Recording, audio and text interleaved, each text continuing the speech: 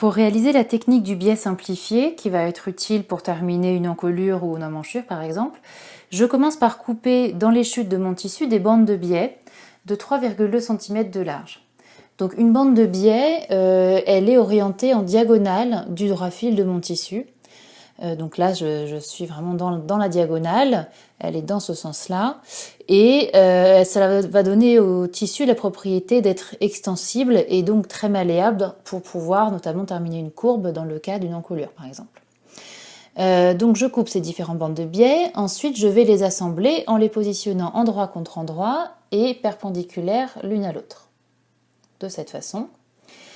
Et je piquerai ensuite entre cette extrémité-là et celle-ci, donc je positionne mes épingles bien perpendiculaires à la future couture.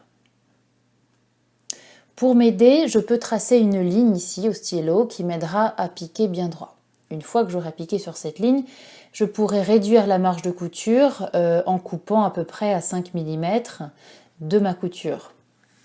C'est ce que j'ai fait déjà sur cette bande que j'ai commencé à préparer. Donc elle était initialement comme cela.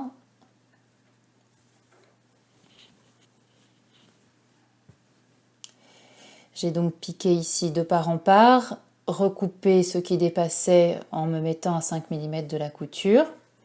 Et ensuite, au fer, j'ai ouvert la couture pour me retrouver avec une bande qui sera parfaitement extensible. Donc je positionne autant de bandes que nécessaire, l'idée étant d'arriver à une longueur légèrement supérieure autour de l'encolure ou de l'emmanchure que je souhaite terminer. Une fois que ma bande de biais est terminée, je vais avoir besoin de la coudre en cercle puisqu'elle va terminer ici une encolure et peut-être une prochaine fois une emmanchure. Donc pour savoir à quelle longueur la couper, eh bien soit je mesure directement sur le patronage sur la future ligne de couture, donc qui ici par exemple sera située à 1 cm, soit je mesure tout le tour et je coupe à cette longueur-là plus 2 cm ma bande, soit je peux aussi là par exemple trouver le milieu de mon biais, qui est environ là, je le cale sur le milieu devant. Et là, j'épingle, alors pas forcément très précisément, mais sans étirer ni le biais ni l'encolure. En fait, je laisse aller vraiment la bande de biais pour mesurer la longueur dont j'aurai besoin.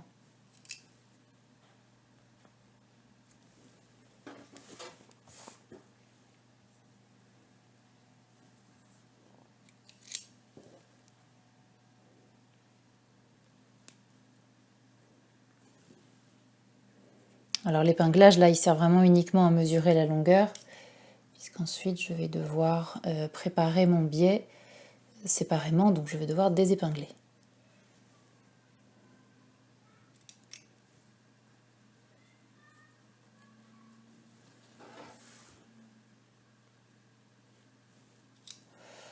Voilà, et une fois que j'ai fait tout le tour, eh bien je laisse 2 cm pour la marge de couture du biais et je recoupe ce qui dépasse.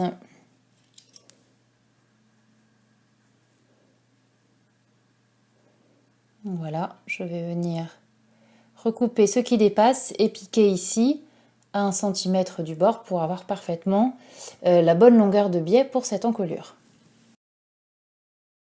Donc une fois que j'ai piqué l'extrémité de mon biais, j'ai ouvert la couture au fer. Et puis j'ai plié mon biais envers contre envers dans sa largeur sur tout le tour et j'ai marqué ce pli au fer. Maintenant, donc je repère cette couture qui m'a permis à fermer mon cercle. Je le plie selon ça pour trouver l'autre extrémité, en fait la moitié de ce biais, puisque donc la couture pour fermer mon biais ira sur le milieu dos et la moitié ira sur le milieu devant. Donc maintenant, je reprends mon top et je vais pouvoir commencer à l'épingler. Donc ici sur le milieu devant, donc là je retrouve le cran de cette pièce qui avait été coupée au pli et dont le milieu a été marqué d'un cran. j'épingle.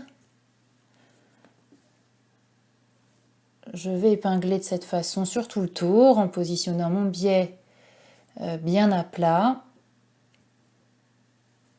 Alors parfois, il se peut que en travaillant un peu mon biais en fonction des tissus, eh bien, il se soit étiré.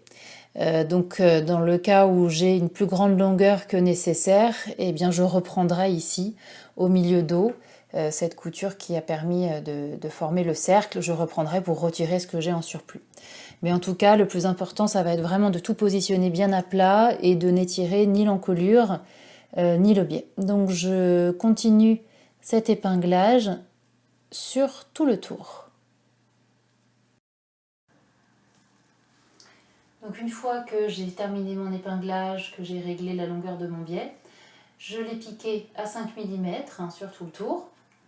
Et maintenant au fer, je vais rabattre le biais restant par-dessus la marge de couture une première fois pour ensuite le positionner entièrement à l'intérieur et l'épingler sur tout le tour, donc en faisant attention à ce que le biais ne se voit pas du tout sur l'endroit.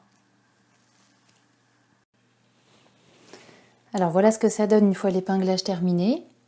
Donc tout tombe parfaitement, le biais est bien positionné sur l'intérieur.